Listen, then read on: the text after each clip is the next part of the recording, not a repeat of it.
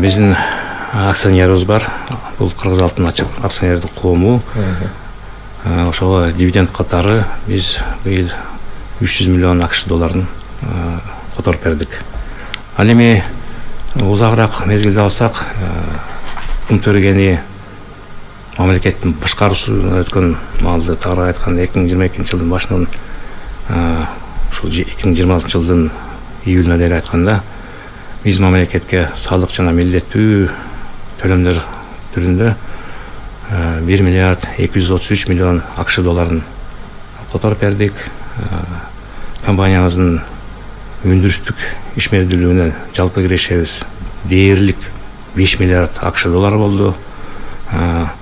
Таза кирешебиз 2,2 миллиард АКШ долларын түздү.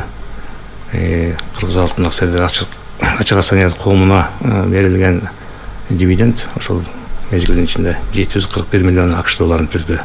Мисалы салыштыра кетсек, мурда кум төрөгени башталгандан баштап мамлекеттин башкаруусуна өткүчөктү дээрлик 30 жылдын ичинде дивидендтердин өлчөмү 101 миллион АКШ долларын түзгөн.